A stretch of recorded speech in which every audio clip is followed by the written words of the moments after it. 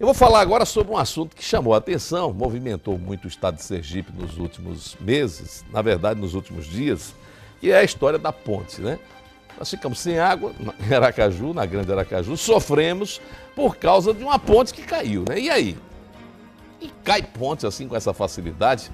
Hoje aqui no programa nós vamos conversar com um engenheiro com mestrado em engenharia estrutural, o Dr. Ilderar de Mello, ele que tem base para falar sobre esse assunto. Não é à toa que nós o convidamos, tá? Ele é engenheiro com mestrado em engenharia estrutural pela Universidade Americana de Vanderbilt. Então, sabe das coisas, trabalhou nessa área dos Estados Unidos durante 10 anos e, aliás, em Sergipe, muita coisa boa que está de pé aí foi feita com a orientação dele, tá? Aqui conosco, doutor Ilderar. Seja bem-vindo. Obrigado por atender nosso convite para a gente matar essa curiosidade das pessoas que estão em casa. E a minha também, né? Que eu sou muito curioso, né? Não é à toa que sou jornalista, né? Tem que perguntar.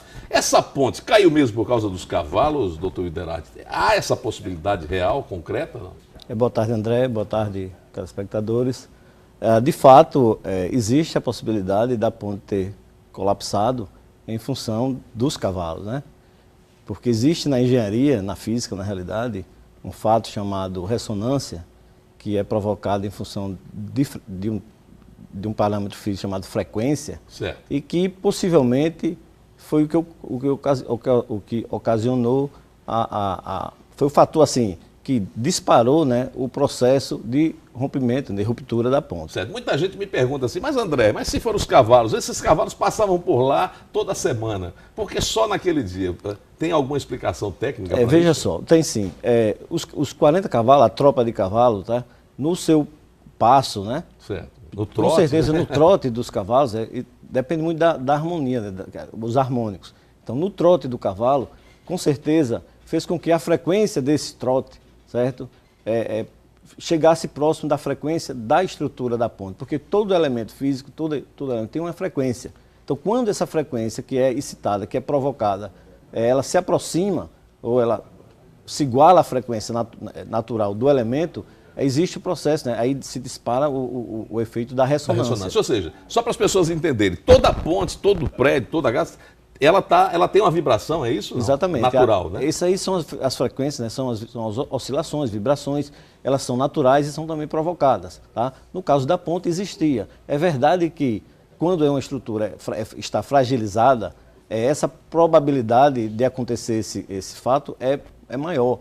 Por quê? Porque quando você trabalha com vibrações, quando você trabalha com aceleração, você trabalha com amplitudes, comprimento de onda, o que acontece? Você está trabalhando na segunda lei de Newton, que é força igual a massa vezes aceleração ao quadrado, certo? E o que acontece? Você precisa de massa na estrutura, você precisa ter uma estrutura resistente ou capaz, certo? E pronta para resistir àquela onda. Quando ela não tem essa resistência, o colapso acontece. Quer dizer, se a ponte estivesse recuperada, estivesse bem, poderia até acontecer, mas seria mais difícil, é isso? Exatamente, porque ela teria uma capacidade de amortecimento maior, porque o que faz a ressonância tender, na realidade, as amplitudes tenderem a infinito, é a falta de resistência no elemento. Bem, o senhor é especialista em cálculo estrutural. Ou seja, para se fazer uma obra, minha gente, não adianta, não é só levantar e pronto. Você tem que saber força do vento, enfim, uma série de fatores, né? Eu soube, inclusive, que um estado próximo nosso aí tem um prédio de 40 andares que estava passando por um momento difícil, porque foram 40 andares e não se calculou vamos dizer assim, a força do vento no prédio. E agora a empresa está tendo uma dificuldade muito grande.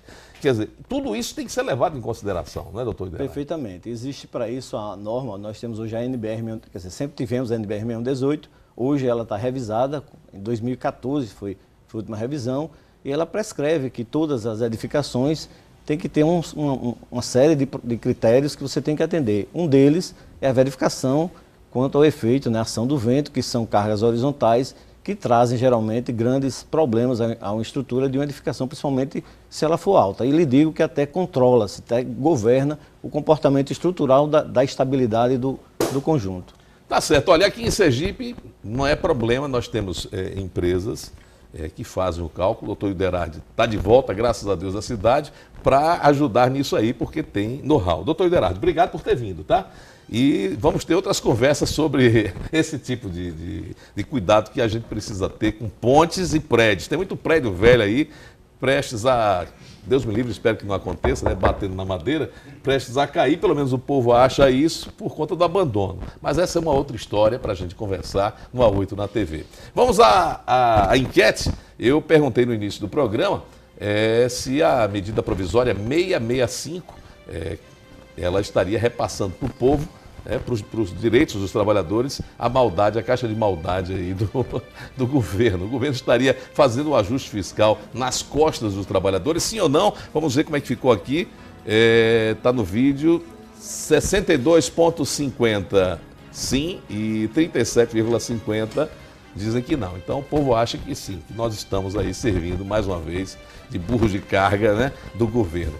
Quem paga a conta, você já sabe, não tem almoço grátis, a gente sempre paga a conta, infelizmente.